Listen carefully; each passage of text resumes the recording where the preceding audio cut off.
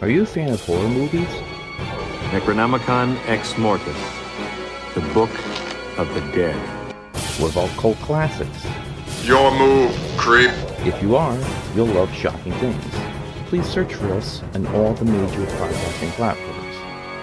To see our social media and a direct link to our podcast, please go to anchor.fm/shockingthings.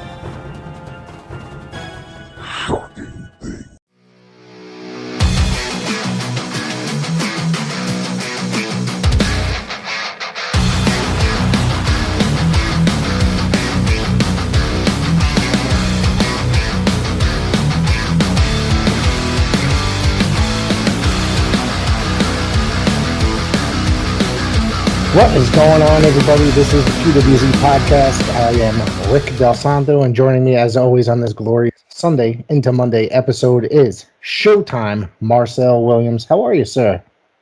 I'm doing good. How you doing, my man? Great. It's been a big week for professional wrestling. Big week in general. It's every week. Every week. There's news. It seems like we thought last week was an action-packed episode. This is an even bigger episode. The WWE draft has been an MLW title change. United Wrestling Network title has finally been crowned, or champion has finally been crowned, and so much more in professional wrestling that we're going to be talking about. And we're going to be talking about some great comments that fans have made in our inbox. What's been going on in the world of Marcel Williams for this week? Just life, my man. Just watching every content possible, and then getting ready for this Friday. You got Don't Waste My Whiskey. I think it's a Big Jim show. Don't spill the whiskey. Yep. Correction. Don't spill the whiskey. It's important. It's important. It's a big tribute to Big Jim Anderson. And you got PAPW, Test of Strength, Shut Up and Wrestle, New World Wrestling Extreme, all together in one night under one roof, putting on a great product for Big Jim Anderson, and all the proceeds go to the family of Big Jim Anderson. And That's then we got, yeah, man, it's gonna be a big show. And then we got the Taco Fest. PAPW does do Taco Fest up in Hartford and Maine, debut in Maine. And then obviously the 10/16 Elm City Showdown, which is going to be JCC. That's about 2 weeks. That's only 2 weeks away. Wow. 2 weeks away. We already got the announcement already. You remember the big announcement? Is the main event, correct?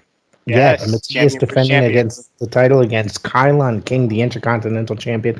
Kylon is really excited about that match, according to his social media, and I think it's going to be a banger. It's going to be a great match. Absolutely. That is a wise choice on the on Paradise Alley Pro Wrestling to put those two together. I think the fans are really going to dig it. Yeah, it's going to be a big night for PAPW, but we will continue with the world of wrestling news. Oh, my God. Do we ever have to? We have a lot to talk about this week. Let me just start off with something small to get into. The United Wrestling Network has crowned their very first world champion after years and years of trying. There's always been some sort of mishap as to why they couldn't. They finally held a tournament last year in 2020 during, I believe it was their show Primetime Live that they were doing, which was like a pay-per-view series on Fight TV, which it was combining the efforts of the various United Wrestling Network television programs and the NWA. I don't think they're associated with the National Wrestling Alliance anymore, but making it to the finals were Dirty Chris Dickerson and Mike Bennett, and Dickinson, has won that title, and they finally held that event this past Saturday. I watched it this morning, and it was a really good show. I got to tell you, the Primetime Live Supercard. So good congratulations, Dickinson, and congratulations to the United Wrestling Network for finally crowning the world champion that they've been trying to crown for the last few years. It seems like there was always some mishap, and they weren't allowed to.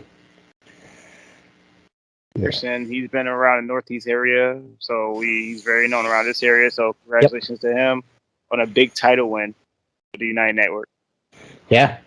Not to mention, I didn't watch all of Fightland. I watched kind of a bit of it, but Yoshihiro Tajiri has been crowned the new middleweight champion in Major League Wrestling, MLW. That's going to air on next week's MLW Fusion TV. So keep an eye out for that. That's going to be pretty awesome right there. That Yoshihiro Tajiri at this day and age is still killing it and taking titles. Absolutely. Awesome. It was a big night at the formerly known ECW arena. So, they got more tapings coming up, which I think is going on tonight, I think it was. But I think they had a weekend of tapings, yeah. Fightland was a big event for them. I know they've been moving around with the pandemic and stuff. I think this event is supposed to have been in Texas. Was it supposed to be in Texas? I think you are correct on that. I know they were supposed to do a show in Texas. That sounds familiar.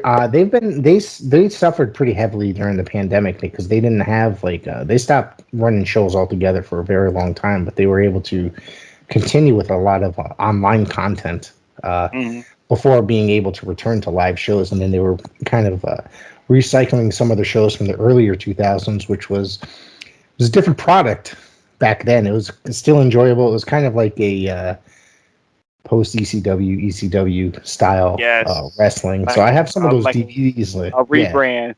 Yeah, kind of. Like after ECW had closed, they used a lot of their talent, and the presentation was very much the same as well, except for the storylines weren't necessarily as trashy, I guess, so to speak, for lack of a better term. So, what did we see on Monday Night Raw, Marcel Williams? Oh man, we seen a lot of WWE Championship matches going on. I mean, we have at first they opened it with the Lashley versus Big E confrontation, the match, and it was a good match until it segued to the reintroduction of the Hurt Business, which was broken up for no reason, but they was back together again out of nowhere. Yeah, and it's set up for a cage match later on in the third hour with Big E and Lashley in a very good cage match. Yeah. But Raw was actually good. I gotta give it a Raw. Even though they do a lot of rematches, we'll talk about SmackDown in a minute, but it was kind of good. Because the draft happened. That's the big thing, for this week. The draft. The draft, yes. In their version of freshening things up, it's just for 1 year they have the same matches over and over, so then they're going to just switch things around. For another year, just going to have the same matches just with different people over and over, and then the following year it's going to happen again. So we'll see the we'll probably see the wild card in like 3 weeks, where I do the wild card where people switch. Oh, we're going to do with that crap again? Yeah, like the guy that just keeps going back and forth because they don't know where they are or whatever. Yeah. That's one of the things I gotta say is like pretty stale about the brand, the WWE brand. It's like they do these things like that and they're just a little bit too predictable. So yeah. So yeah, how else was Raw? Raw was good. I mean, just those two things that I followed up. I know they trying to refreshen up Doudrop and a few other little cast and characters, but the big thing was Big E versus Lashley, which they keep on pushing Big E, making him look good. So he's setting up for next challengers, hopefully, because Lashley got beat like almost 3 times. So there's no sense him being a title contender. But as you've seen, Drew McIntyre was about to challenge Big E. But we're going to talk about that later. That may not even happen. About that later. Yeah, that might not happen. This is one of the things that oh crap! I forgot what I was going to say. Oh, this is the first time in probably months that I've heard somebody say, and it's not just you. I've heard him, Salamonster. I've heard say this on his program this week, and I think Brian Alvarez might have said it as well. That Raw was better this week for the first time. And SmackDown was the worst show this week, which I have to say it's kind of confusing in a way because I was kind of used to SmackDown being the better show for a little while.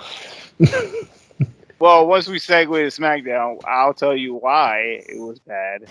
But yeah, it's because our famous the elephant in the room, the draft. The draft. That's possibly one of the worst segments every year that I don't look forward to. So you want to get into the draft? I got the whole thing, the list in front of me. Yes, sir. Why don't we? All right, so that's the most important part of I guess, out of the WWE this week. I don't think we're going to discuss NXT because there's not really much to talk about other than they're building up Braun Breaker. So that's what I Yeah. have. That's what I have to say about that, and I don't mind that. I think that's a good thing. But there is some NXT stuff that's involved in this SmackDown thing because they made a draft pick that surprised everyone. NXT is involved in the draft, so this is the weird part. Okay. Superstars can go from Raw to SmackDown, SmackDown to Raw, NXT to Raw, NXT to SmackDown, but none of the guys from Raw or SmackDown ever get drafted back to NXT. And that's been going on forever. Yes. Isn't that a little bit bizarre? I mean, that is. And not to mention that, wouldn't it freshen up the NXT brand a little bit? Even though they claim to have refreshened it, but obviously for the last, 3-4 weeks that we've been discussing it, it's been the weaker show out of the three. The whole change has just not been very entertaining. And the ratings keep on being on decline every week. You know, it's just, do you it's think not they're what going to USA realize paid that? for. That's true. Trust me, that they realize it. It just goes back to what USA paid for. They paid for NXT that we was watching 5 years ago. So basically now, all they got is new faces. The only faces on there is Tommaso Ciampa. And you can speak on the Johnny Gargano segment that nobody liked. And then, and I heard this on another podcast. I listen to so many podcasts anyway. All the mainstays for NXT look like strangers on that show now. Shirai, Shirai, all these people. They like miscast now. So basically, I mean, it's just a new show and it's under Bruce Pitcher and Vince McMahon fingerprints. So that's what it was. Now it's meant to just make new stars. That's all it's meant for. Yeah, well, it's not going to work, I don't think, or at least unless they do something major, because right now it's not working. And it's sometimes it takes a little while, but if they keep up with this format, and not for nothing, NXT had its following. You know what I mean? There were people that they don't watch Raw or SmackDown, but they'll watch NXT. You know what I mean? Because that's something that they really enjoy, because it's different. It was like watching, Ring of Honor and Pro Wrestling Guerrilla, like super shows in a way. You know what I mean? It's like it was the crowd. It was like a mainstream way of watching, those groups together in a way. Absolutely. So a lot of the talent would end up there. So the segment that I really despise, I'm going to tell you, I got about a half hour into it. Before I shut it off, I'm trying to remember what was the name of that group again that you Hit Row? The one that got Hit Row? That was it. All right, I don't have that. Okay. So I think that they were in it, and I was kind of annoyed with that little segment. I think that was the opening segment, if I'm correct, right? Well, if you know, and I know you're about to speak on it, if you know the structure of the show now, you notice that when somebody come out for the opening segment now, they go through the rundown of the whole show now. Because last week they did the same thing with Tommaso Ciampa with everybody in the ring, including Carmelo Hayes, and they went down the whole rundown of what's going on NXT 2.0. So now I feel like every show is going to be that way, where they do a promo of the rundown what's going to go on for the 2 hours. And that's where us, the viewers at home, are going to find out what the hell's going on that week. Yes. So that one I was kind of a little bit discouraged by, because it was not a very entertaining segment for me. I was not, But at the same time, there was the segment with Johnny Gargano, Dexter Lumis, and help me with the name here, with the lady. I forgot. You too. Okay. So I'm going to tell you where Johnny Gargano's walking around, and I think they were at the hotel, and he's like, I need to get into this room. I forgot my keys, pretending that. So he's hunting through, going through the room and all this stuff, and he hears them coming in, Dexter and his lady. So he hides in this room. I said to myself, this is the most wretched of wretched segments. This is horrific.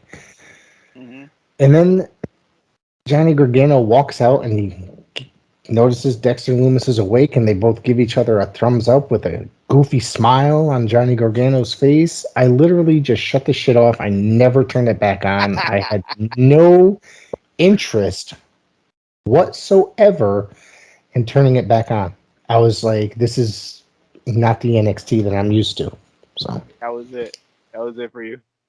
Yeah, I couldn't even, and I kept thinking about, other than, I ended up seeing the Braun Breaker promo online because they uploaded to Instagram or something. So, outside of that, it's very disappointing when they change something that had such a great formula, and then they turn it to this, trying to entertain the masses or be a developmental, and it ends up just being a shit show. That's all it is right now. It's what I've been saying the whole time since we've been doing this podcast. It's the WWE way. If it's not under a fingerprint of one man, he wants to change it and make it his own. And the NXT that we all love to enjoy, we was enjoying it, and it was just a different world for him. So, and especially when they wasn't pulling no weight against AEW, which they did for a cup of coffee. But the thing is, I mean, it's just crazy, man. AEW is new. It's fresh, even though it's only 2 years old. NXT's been around longer than 3 years. It's been around for quite some time. It was on the network for a number of years. It started as like a game show. But then I think it was a Hulu exclusive once it became like a actual wrestling show. Absolutely. So, it was a very entertaining show. It's been around a long time, and AEW is something fresh and different. They're bringing in different guys. Like, they signed basically every big name in the independent circuit, so to speak, and international talent. So it was something fresh for all these guys to be on national television, and so it was kind of relieving in a way, and it was kind of that's what made it enjoyable, and that's what makes everybody tune in. Not to mention the quality of the matches. I mean, it's different in NXT. For some reason, on that WWE brand, WWE made that decision to go up against AEW when they knew that they were going up against it. They said, "Oh well, guess what? We're putting NXT on Wednesday nights as well, 8:00. We're adding a second hour." But the thing is, you gotta look at it too. You got and this was, I heard Jim Cornette say this when AEW first debuted against NXT. You gotta look at the logistics of it. Mm-hmm. You had NXT on the USA Network at 8:00, and they was in a Full Sail University place. But then you turn on AEW, it was I liked it too. But the thing is, if you turn on AEW, their first debut show, they was at the Capital One Arena in Washington DC. Was that like 15,000 fans, 20,000 fans, something like that? Yeah, like 16,000 fans. So you turn on TV, which one you going to watch? You go watch the one with the 16,000 fans. So you gotta understand. So they never wanted to go on the road and take that chance to go to little small buildings like they did before, because they was doing it before AEW was in business. They did it at the San Jose. They did it at all these other places. And maybe if they would have sat here and went into another direction of going out on a road like AEW did, maybe it probably would have been a better outcome. But me looking at it, I couldn't get into it because certain environment like that where it was Full Sail University, I was like in the hour format under in that building. At least you could enjoy that because you knew it was like a weekly TV hour in that building itself, and then TakeOver was the big deal. It was in a bigger building. So maybe you got like 2 or 3 matches in that hour. And they were longer matches. They were more intense because they only had an hour. You know what I mean? They didn't sit there and just drag them out in a way. But it was a better show for that hour. And I didn't think that adding a second hour was a bad thing, because I was just like, that's awesome. It's a really good thing. Mm-hmm. We're going to get good 2-hour shows for every week. And then it turned into... And you get to push more characters as well. Exactly. Because they had some really great characters there. But then they turned, when they were going to USA, I said, this is going to be the death of NXT. You know what I mean? It's pretty much, it's only a matter of time because they're going to have to answer to advertisers, and things are just not going to click with the mainstream audience that are going over to the WWE Network to watch that every Wednesday. Absolutely. Not everybody that watches WWE is a professional wrestling fan. They like the WWE. The people that was watching NXT that loved it was on a network, and those are the style fans that had a network. I had a network when it first started. Me too. Well, I wasn't always watching wrestling. I stopped for about 2 years. Only 2.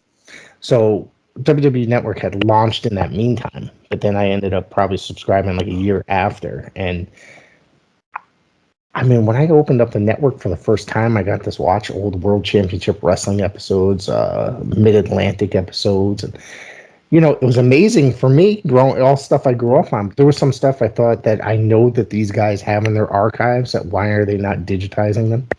So yes. And I'm still wondering why there's some stuff in their archives that they own that they're not putting up there. We're getting a little. Oh, it's coming. It takes time. Yeah. If Peacock let them put it up, I want to be alive when this stuff happens. That's somewhat. They still own, and they've owned this shit for like 20 years. The Southwest Championship Wrestling Archives. They bought that from, the Blanchards, however many years ago. I mean, we haven't seen any of that stuff uploaded, and they've owned that forever. I'm still waiting for the wrestling challenges to come out. They only got 1986 and 87. I mean, that's like the debut year is 86, I think. So that's not like really that bad.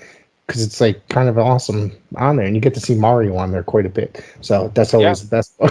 So, but not but the other one is like, I'd like to see up until like 1989, 1990, 91. Because those are like good years of all like good years, challenges. But they don't even have any of the. Apparently, there's reasons why they only have superstars from a certain period, because the show used to be called Superstars of Wrestling, so I guess there's some sort of lawsuit with the name Superstars of Wrestling. Yep. And that's the reason, like, so why aren't they, like, I'd love to see not rebrand it, but and obviously going on the Peacock, they're going to have to rebrand it somehow, like they do with everything. So it's like, I'd love to get those 86, 87, 88 episodes of Super, especially 88. That's when like a really dude. I mean, I'm still waiting for the Superstars. I think it was the Superstars in 1990. I think it was 94, where Brett versus Bob Backlund, the first meeting. I'm still waiting for that to pop up, and we almost there. Awesome. Yeah, I'm waiting for those to pop up now. So it's going to take a while for them. They just got to go through all the content again, which is crazy. But you're right. We're still waiting for the old Superstars of Wrestling, which was so good because that was stuff that they took and put on Primetime Wrestling. So we they would pick, and that's the other thing is the network they skipped like the first however many episodes of Primetime Wrestling, because the original was Jesse Ventura and Gorilla Monsoon, but they started with Bobby and Gorilla Monsoon on the network. Yeah. So I'm like, so there's like almost like a year's worth, maybe not a year's worth, but give or take a few months. You know what I mean? Matter of fact, yeah, I know when the network first launched, they did have the Jesse Ventura Monsoon one. Yeah, they did. And then because I remember I was looking at it, and I was like, I never knew it was Jesse Ventura and him started Bobby, first. Bobby and Gorilla forever. Yeah. Yeah, I always thought it was him, and then all of a sudden I seen Jesse Ventura. I was like, really? He did Primetime Wrestling? I didn't know he did Primetime Wrestling. Yeah, you're right. The other ones is like the later period of Primetime where like they would cut it off at like 1989, but it was like scarce, like certain episodes only, which I'm like, why? And then it's just like, and then they would just like upload one episode of 1991, 3 episodes of 92, like depending on what was actually involved in that episode. I'm like, upload the full years at a time. I want, especially the later periods, you know what I mean? They like just put up the one where I don't know if you remember when they used to try to do like the Saturday Night Live one, like later on, like 92, when Flair the later came period ones. Yeah, they had the just studio setting. Yep. Yeah, because that's when I think like Vince's outfits used to come out in those really obscure like sweatsuit outfits, like those really early 90s looking. They had like Subas. Yeah.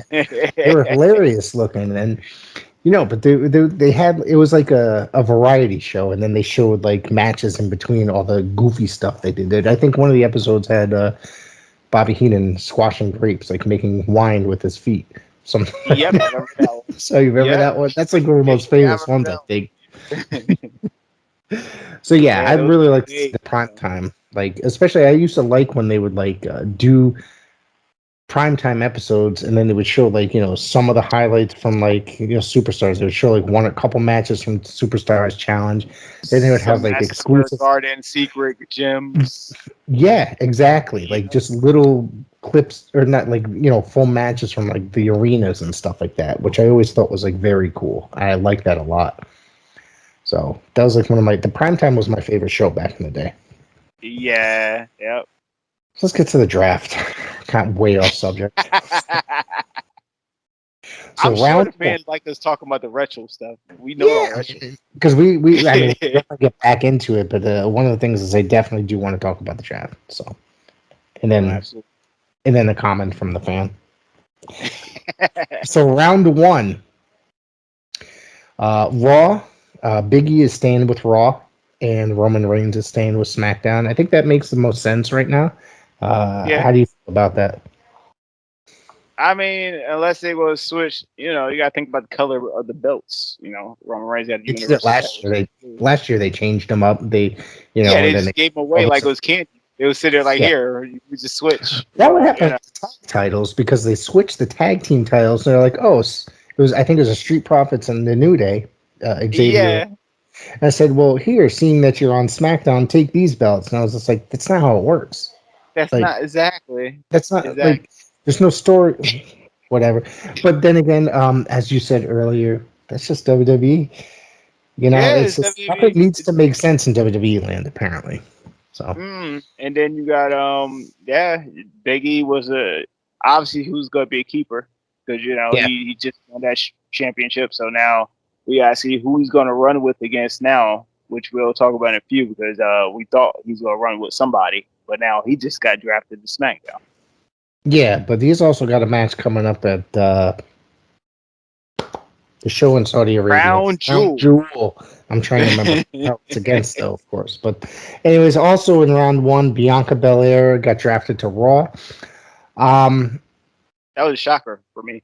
That was a shocker, because I really wanted to see her finish her storyline with Becky Lynch in a way, and meet her again, because I think that Becky Lynch still deserves an ass whooping. So from Bianca Belair. So yeah, it's probably coming, because we ended up getting another draft pick that went to SmackDown as well. That was a surprise too. Yeah. So, I mean, it's still early. I mean, everything is going to finish on Monday. So, I will actually watch on Monday. That's the other thing. Or maybe I'll watch Tuesday morning. But I'm actually going to watch Raw, because I'm interested. I'm trying to take as many notes as I can. Charlotte Flair went to SmackDown. Yes, she did. That one kind of surprised me in a bit. Now we got the Raw Championship, the Raw Women's Championship on SmackDown now. So now we got 2 women's champions on the show. So there's a good chance on Monday that Becky Lynch might go to SmackDown or Raw. Excuse me. There's a good chance. Which is so crazy, because she was on Raw in the first place. Yeah, but when she came back, she beat Bianca for the SmackDown title, which technically it made no sense. I mean, yes, it did. So I don't know. But she makes up her own rules, I guess. Because she's the man. She makes up her own rules. That's how it goes. In round 2, now a tag team could be counted as one person, but they could also be split up. Mm-hmm. In this case, RK Bro, Randy Orton, and Matt Riddle are staying on Raw, drafted to Raw. Is it counted that they're drafted to Raw if they're already on the brand? That's the other thing. Does it count? It does count. Because, I mean, they basically, I guess everybody's a free agent, basically. I think everybody's free agent on the day of the draft, I guess. They're all WWE employees, so whatever. Yeah, exactly. So, of course, as we were just mentioning, this gentleman got transferred, drafted to SmackDown. He's not going to be in the title picture. Transferred, whatever. Drew McIntyre basically is like, hey, you're going to SmackDown. Here's the transfer papers. Yeah. Drew McIntyre is going to SmackDown, so that means new challengers for Roman Reigns. besides Brock Lesnar. Yeah, so he's out of the WWE title picture, but he's going to be in the Universal title picture. I'm not a fan of the Universal Championship to begin with, but it is what it is. I wasn't a fan of the name, but I was a fan of the match that they had last year, Survivor Series. It was real good. Yeah, it was good. So, I mean, there is a chance that, I don't know, I don't think that Drew McIntyre is going to be the one to defeat Roman Reigns. I'm still trying to think, like, who the hell is that person? But Nobody. Nobody? He's just going to give it up? I think, I think Roman's going to hold that championship for a hot minute, for a while, until we figure out who's really going to be the guy to really take it. I mean, whether he anybody on the roster. I don't see nobody. I mean, even when you feud with Rock, he's going to beat The Rock. Because why would you put the title back on The Rock? Because, like, it's just like... He's a part-timer, but, he comes back every 5 years or so. But guess what? He won that last time he came in there, didn't he? Not the last time. Was it the last time? He won it. He feuded with CM Punk, right? Which I thought was completely ridiculous.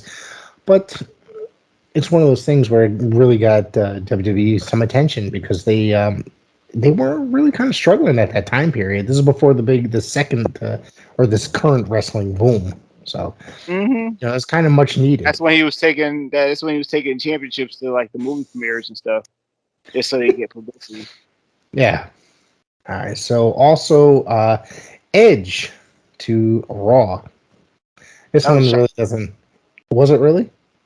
Yeah, because he was still feuding with Seth Rollins, but I mean, and he's a SmackDown guy. I always thought him to be a SmackDown guy anyway. You might be right, but honestly, he's one of those guys that just shows up wherever. You know what I mean? Because he's not.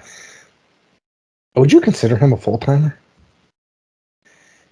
I mean, at this point in his career, because he just showed up and left, and not left. He keeps getting injured, so he got injured. He got injured, and he came back with the Rumble, and he's considered a part timer. Yeah, he still do the house shows. I don't know if he still do the house shows or not. Well, there hasn't been any house shows yet. They canceled. They got rid of their live event department. Last year? Yeah, they closed the whole. They fired everybody. But according to some news source I read recently, they're looking to start doing house shows again, or as WWE calls them, live events. So, so I'm wondering, like, are they going to be hiring people again? Probably. I don't know. I know they did like a little like few house shows and like one house show in between. Like, they did a few that was non-televised. But they're not doing a lot like they used to no more. They're doing like probably like one every week. They used to do like 4 a week or something like that. You know what I mean? And then they would do Raw and SmackDown. Like each brand had a freaking house show, basically. Raw and SmackDown. Yeah. Almost every day. That's insane. I always preferred house shows over live TV because anytime I went to happens. Yes, you'd. And the funny part is when I talked to Mario Mancini on the podcast, about a month ago, he even said it too, like that you'd go in there and you'd see a guy that would probably go out there and wrestle for 3 minutes and get squashed on TV. You'd go out there and wrestle about a good 15, 20 minutes. You know what I mean? So it was always kind of enjoyable. That's how I discovered how some of these guys were actually really great wrestlers as opposed to them just getting the shit kicked out of them by Duggan or whoever on a Saturday morning. Excuse me. So New Day to SmackDown. Yeah. So they're just kind of like they switch every year. It seems like between them. Yeah. So they're going to bring up something else about somebody else that switches every year as well. By when we finish this, Rhea Ripley and Nikki Cross, Nikki Ash, Nikki almost a superhero, staying on Raw. Mm-hmm. And SmackDown. But they still get to jump shows because they got the WWE women's titles. Yep. Yeah, they go wherever they want. Well, sort of. Actually, when was the last time those titles got defended in NXT? Probably when Asuka and what's her face for the Kairi Sane. That time when they brought in the NXT women's tag team titles with that little screw job they did the whole time with that tournament. That was a long time ago because that title was supposed to be defended in all 3 brands, if you remember when they announced it. And I don't think that it was defended more than maybe 2-3 times. Mm-hmm. But, Happy Corbin. Gotta roll my eyes for this one. And Madcap Moss are staying on SmackDown. We're going to move on. Yeah, we're going to move on. I got no comments about that. For Raw, Keith Lee is staying on Raw. Keith Bearcat Lee. That was Bearcat Lee. Bearcat. I just can't stop. Which I stand corrected last week. He's doing a special tribute to really the first ever Black World Champion. Is that Bearcat right? Yes. Correct? Yes. Yeah. I think 2022, excuse me, may be Keith Lee's year if he can stay healthy. Because he's had a rough 2021 with his with health and such. So we could see him as a WWE champion. I think, of course, but he's actually one of my very favorite wrestlers in WWE currently. I mean, they had to change his hit. They had to give him some type of gimmick, which is Bearcat. So hopefully they take him seriously. I hope so, because when he came up to Raw and they changed his whole persona, it kind of hurt him big time, because it's such a great run in NXT. He really did. Yep. And we talked about this earlier. Hit Row to SmackDown. I got nothing really to say about this one. Anything? I mean, it depends. On SmackDown, they was doing stuff on their terms, how they was doing on NXT. I take that back. NXT, the original NXT. Now the NXT 2.0 and them, Bruce Pritchard and this man got their fingerprints on it. Now they go be on SmackDown. So hopefully they're used well. Hopefully.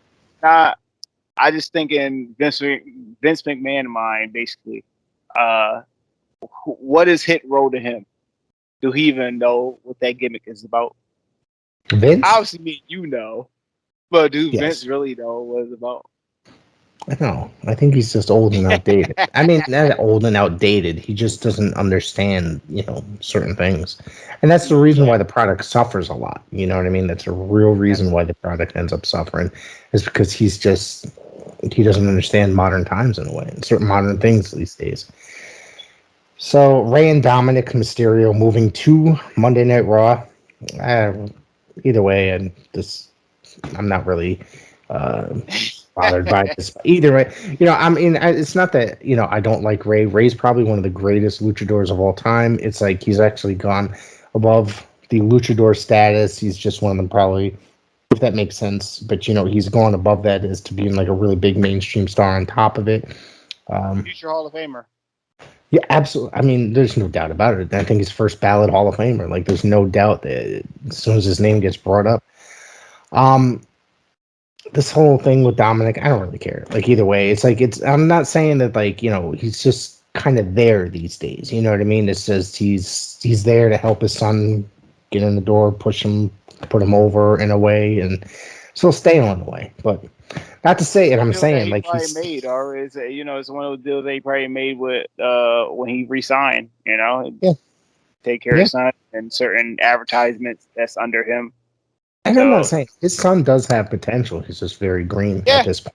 He could, if he puts in the work and he seems like he wants to, he could have a very bright future as well. Absolutely. And Naomi to SmackDown. I didn't even realize she was still on the main roster. It had been a while. It's been a while, dude. I'm telling you. Some of these names that they pull out of the hat, it's like, wait, they're still there? Yeah, it's still there, dude. They still there. They are still there. Unfortunately, they're still there. She got injured. I know she was injured once upon a time, and then all of a sudden she came back recently, was on Raw, and then she got shipped to SmackDown before the draft even happened. So they're just doing new rules as they go. Somebody will get injured, then they'll pop up on the next brand. Yeah, kind of like Becky Lynch going out when she's pregnant and then coming back on a different brand altogether because she does what she wants.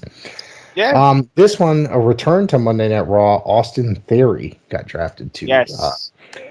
This dude's awesome. He's really, really freaking good. I think he's good. I don't know. I think that's good for. I mean, how's he going to do in Monday Night Raw? Depends on how Raw use him.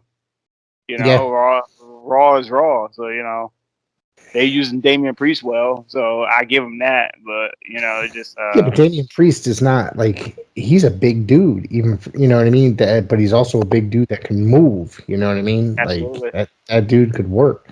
Austin Theory he's a pretty small guy, dude. So you don't see a lot of guys like that. He had a really good run during the pandemic on Monday Night Raw. That he did. Yeah, he had a WrestleMania. He had a WrestleMania match. Yeah, he did. He had a WrestleMania match. So I'm sure he's happy. He collects a paycheck every week. So he outlasted the pandemic, I guess. And there we go. A lot of superstars didn't. Yeah. And Jeff Hardy to SmackDown. I don't care. There's another one I don't necessarily care. Yeah. I'm sorry. It's like I just don't care. Hopefully him going to SmackDown. I don't want to say they'll give him a title run, but at least it give him another opportunity because he was always better on SmackDown anyway. He was one of the people just like Edge that was good on SmackDown instead of being on Raw. So hopefully it works out for him because his run on Raw recently has been real bad. Between him chasing the 24/7 championship, him getting beat, that was weird. Seconds, all that stuff. And I'm not saying he's a bad wrestler. It's just his style I'm not necessarily a fan of. It's like he tries to get injured in a way. You know what I mean? Maybe subconsciously, maybe he does, but he goes for some moves that they're just some of these moves that you see people do that they're just gonna break their neck on. It's just he's one of those guys. You know what I mean? It's just I don't know. Either way. And here's another one. I put him in the same character as like the Mysterio guy. He's just stale in a way, but but I guess WWE needs guys like this on the roster. You know what I mean? Certain guys like this, they're going to help the younger talent that they're trying to make stars. So I get it. There's nothing. I don't really think he has much to add as far as like wrestling. Actually, if I don't think I'm putting it right, so I'm going to just leave it there.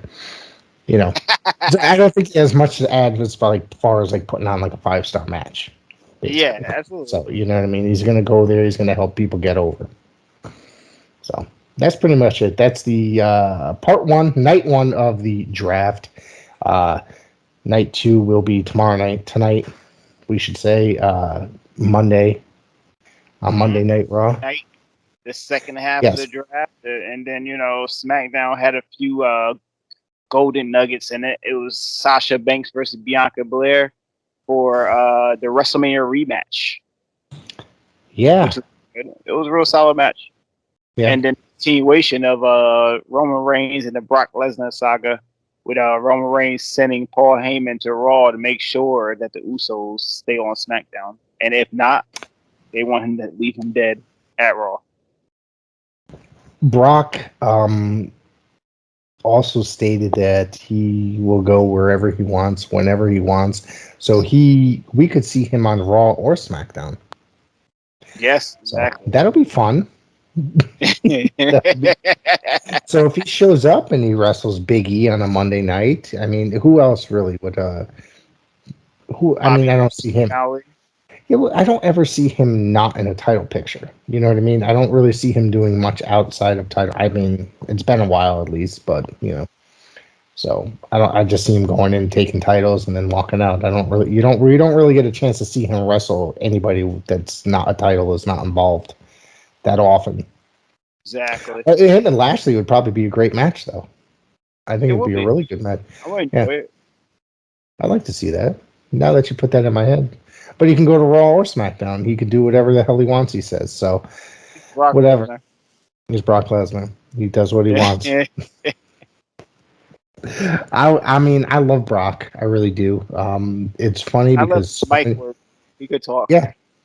The funny thing is, he had a person speaking for him for years, and he never spoke. But when he does, you actually find out it's all just he can. You know what I mean? And it's funny. And it's part of the gimmick. I think he's great, though. I think he's great, and I'd love to see him on top again and just going in there squashing everybody and bringing everybody to Suplex City. Basically, there we go. It's enjoyable. It's fun. By the hour. That's right. That's right. So, yeah, that's pretty much that. So, what else you got? Anything else that you'd like to speak about today? Oh, Trying we to got think if I'm missing AEW. anything. Oh We got shit, that's AEW right. Dynamite. AEW. I did not watch the whole Sammy episode, Guevara won the TNT Championship. which I got to say that match was freaking hot, It dude. was That was really a good. Yeah. great match. I really honestly thought it was going to be a clash of styles going in, and it would not have been well delivered. But the two style they work together, dude, like really well. I thought it Yo, was awesome. Miro had no bullcrap. Miro had proved that he could hang with the best of them, and for Yep. him to come from WWE on some restricted and limited things, and for him to come here and reinvent his whole career is the best Mhm. in his career and AEW as well. Yeah, there's a lot of like I said, I didn't get a chance to watch the entire episode. I did watch the main event. So what else happened there? Well, he's continuing the saga of the Daniel Bryan, Kenny Omega. So they're Yep. trying to have a rematch, and then we segued to Rampage. It was Daniel Bryan versus, take that back, don't sue me, Bryan Danielson Wow, dude, you're not allowed to versus use Nick that. Jackson. I'm not allowed to use that. We go bleep. Versus Nick Jackson, which was real good as well on Rampage. That's yeah. I like I said before we spoke. My Friday night was crazy, so I did not get to watch any wrestling, and Saturday was even crazier, doing family stuff. So I really have to go back and watch the Jackson and Danielson match. You called him Daniel Bryan throughout the whole, even before we got on there. I don't think you said Did I? Danielson. Probably. It's all right. Dude, when you get used to calling somebody by that name for 10 years, it's kind of hard to. It's so hard, dude. Right. It's so But I hard. barely ever called him Brian or Daniel Bryan either because I always thought it was But it was stupid. so crazy to because watch when his he name. came to Yeah, WWE, I knew him as Bryan Danielson. I was like, yo, that's me too. Bryan Danielson. Did you ever see him on? Did you ever see when he wrestled on Velocity as Brian Danielson, like as a jobber? I Yeah. remember watching him on there, and it's just like, why is he not signed here? Literally, why is he not signed here? Like even at that time, he was probably the biggest indie wrestler in the world at that time period. And I just remember him going on there and having a great, like, for what they put him through on that show for 5 minute squash match or whatever. I wouldn't call it a squash match because she didn't get squashed, but you go out there and have a fucking technical masterpiece, even for like as a jobber for 5 minutes. So that's how great this guy is. One of the best in the world, literally. Listen, Bryan Danielson is real good, and he's coming out to a whole new world what he was used to before. So we look this. Trust me, we're gonna see a lot of classics out of him. I think so. And if these two, like, we're talking about the him in a rematch with Kenny Omega, I want to see. And I think we might have spoken this afterwards that we knew that the episodes weren't over. The feud wasn't over. I want to see those two in a 60-minute Iron Man match. Literally. No, absolutely. And you know what though? And I was hearing this earlier today because I watched so much stuff.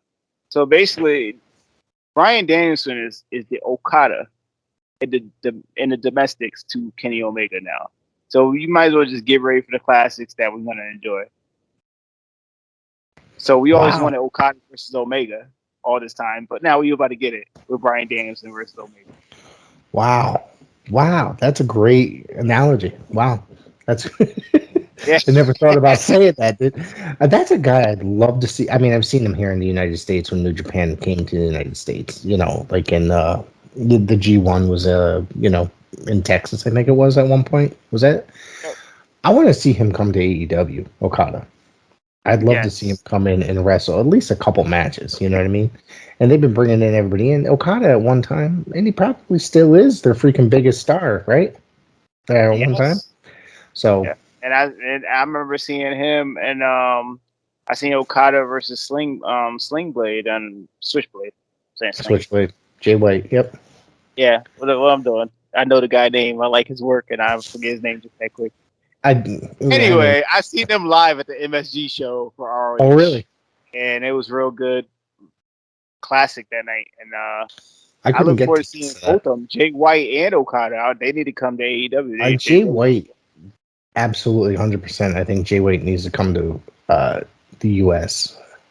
Yes. I think, am I wrong in saying that he was supposed to wrestle in Impact or something? He did I wrestle thought Impact.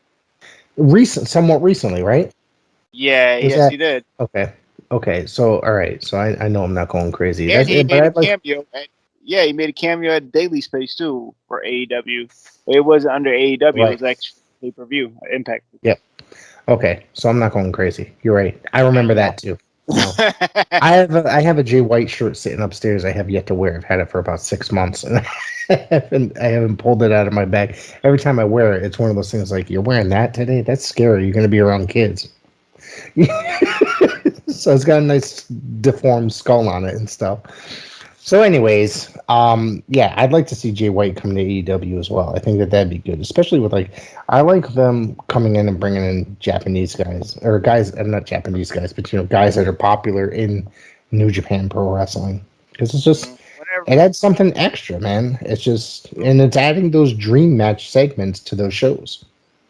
Whenever this pandemic is over, trust me, we'll probably see Tanahashi and all these guys come in, do some classics. I want to see Kota Ibushi come in. That's one guy I'd love to see come in. He wrestled in the WWE Cruiserweight Classic. Yes, he did. So which I didn't know because I watched that like a year after it actually happened. Did you? I swear to God. I watched the whole tournament, man. That whole tournament was great. Zack Sabre Jr. was in it. Yeah. Yes. Like the names that were actually in there, I was like, damn, why didn't I watch this when it aired? And I don't even know how Triple H got away with it. I don't know how he did it, but he did it. He had all the stars on there.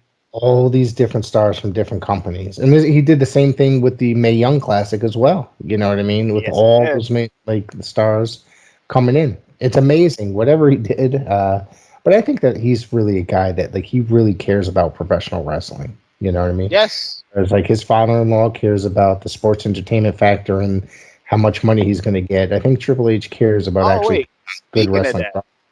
Yes. I forgot. So, since we've been talking about this new NXT 2.0, you think they're going to let go the War Games name and give it to AEW or what?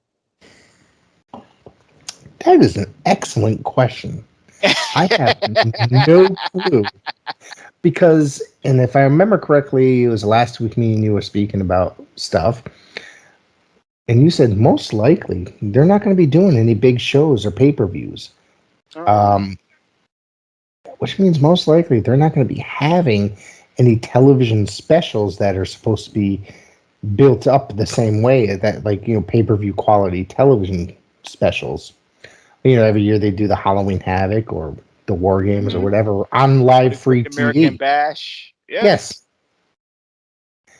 I don't think so, dude. I think they're just are they gonna give it up? Probably not. Probably not. Vince and his greedy self, he'll not give it up. If he never wanted to do War Games anyway.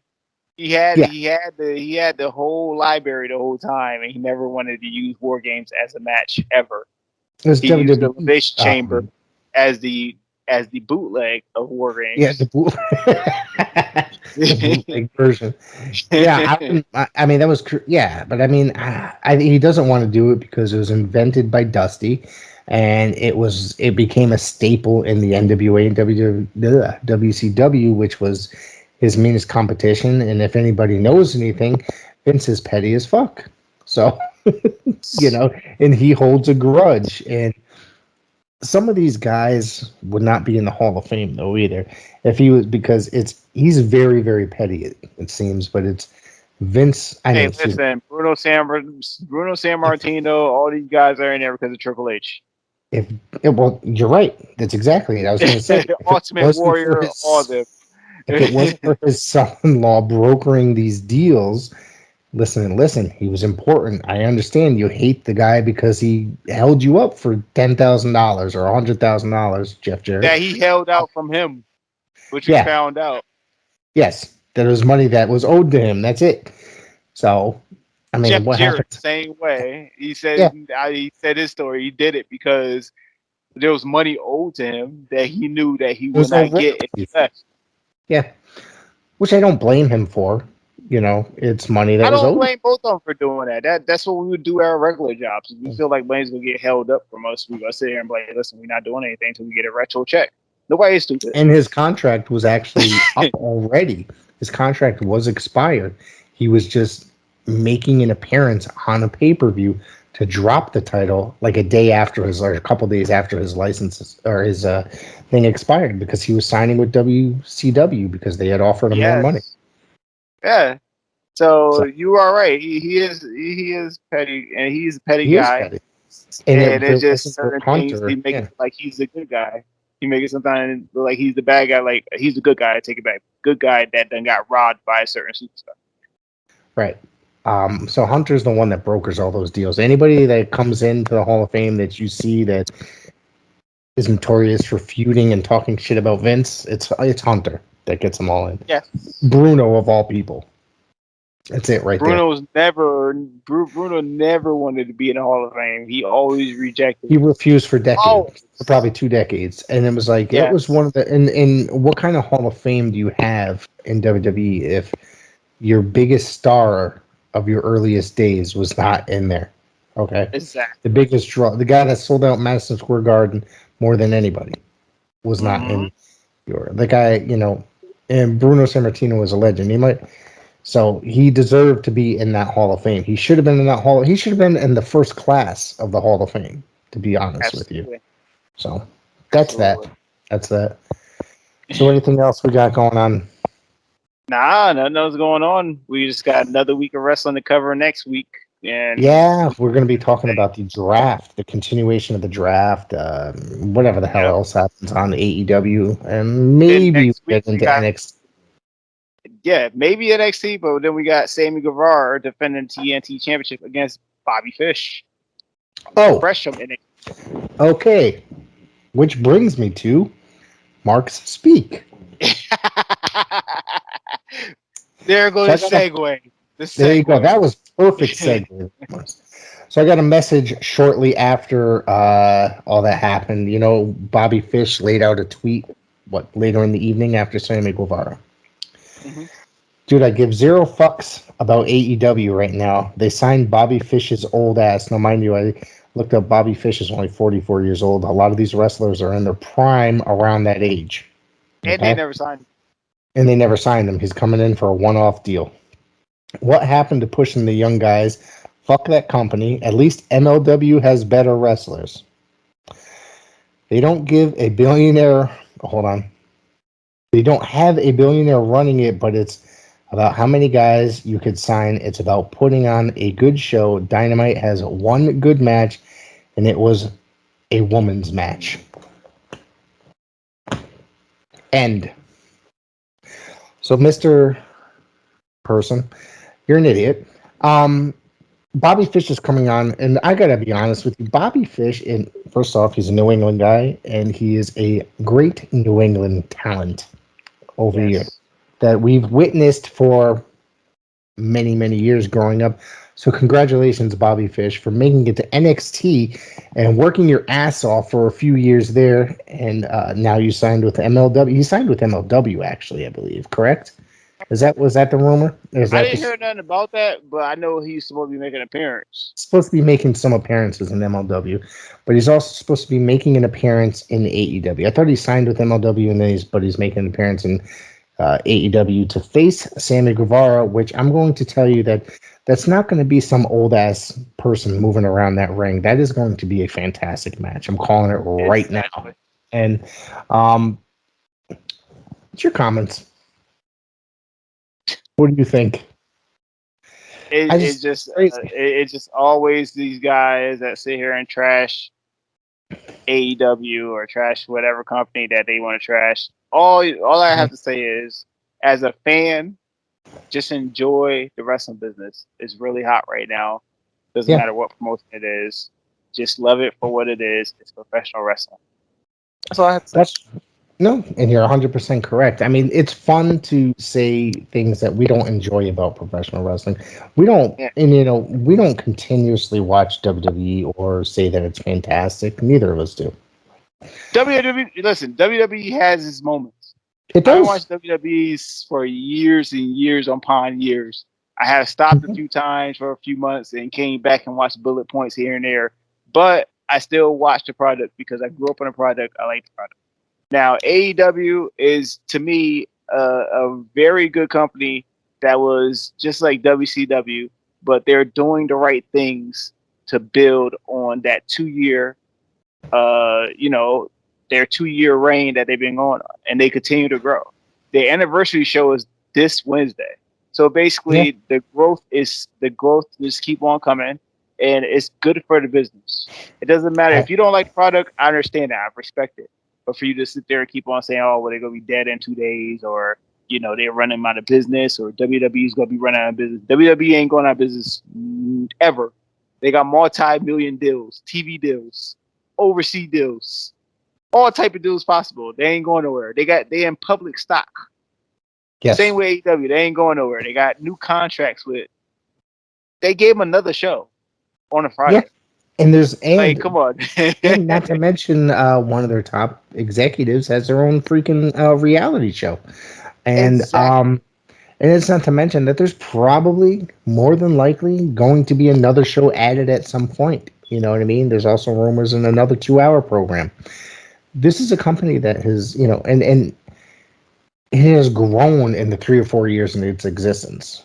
Mm-hmm. It's grown, and it's not about them signing as many guys as they can. No, it's about signing the top quality free agents out there, bring them here, put on top quality matches, put on just a really good product.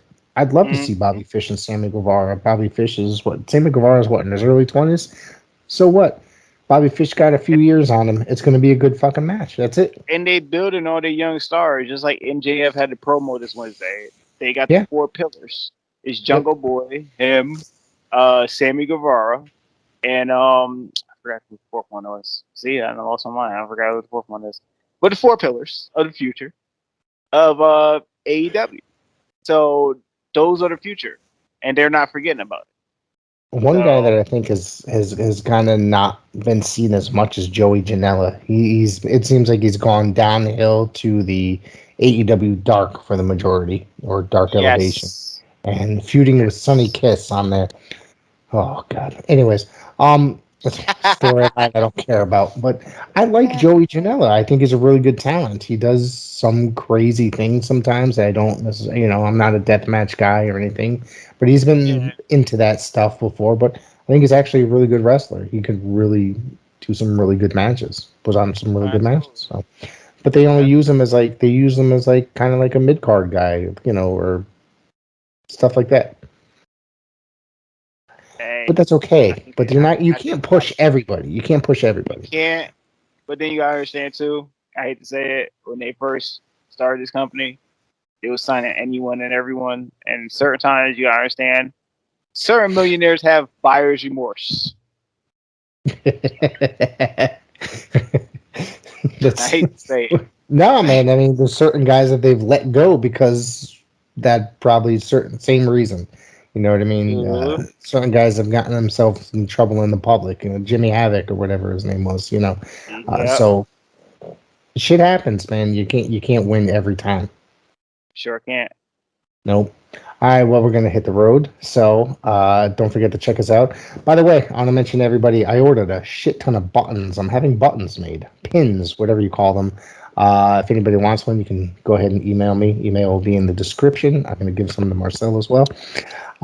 Just pass them out at shows. You can get your official PWZ button. DM me your address if you want. They're gonna come in a few days. So basically, where could we? Support us. Get those pins, man. Get those pins. If we get shirts available, we'll do that. Whatever is possible for the support. We do have shirts. You can order them from a third-party printer. That description is always in the episodes. Please go by and wear your PWZ shirt to a show. Snap a picture and send it in. Marcel, where can you be found? I can be found obviously at Paradise Alley Pro Wrestling. I will be at the Big Jim Tribute Memorial Show this Friday. I will be at the Taco Fest, I think, in Maine on. I gotta get my dates together. It's somewhere in October. I'll get together for next week, but somewhere in October. Then we got Elm City Showdown, which is October 16th. Then I got Shove and Wrestle on October 30th. I'm going for the That's your chance for the title. You're gonna come.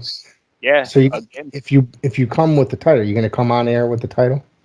I'll show the title. I'm trying to get some type of title somewhere. I'm trying to get some title. I've been on bad luck lately. You know what I'm saying? And then sooner or later, I'm gonna address the Vlad situation, which everybody keep on asking me about. So we're gonna have to do a whole episode on that. Actually, there's a huge. I did make a video. I'm not sure if you saw that. That the yes, address that a brief history, but the situation is not over. So I'm gonna have to eventually add to that and make a part 2. Indeed. But continue to enjoy our content that we put out, and we enjoy you watching us. And Rick Del Santos going to send us home. Thank you, everybody. Don't forget to check us out on any form of social media. We are everywhere. And like, share, subscribe. Tell your family, friends, and pets about us. And goodbye, everybody. Be well, be safe.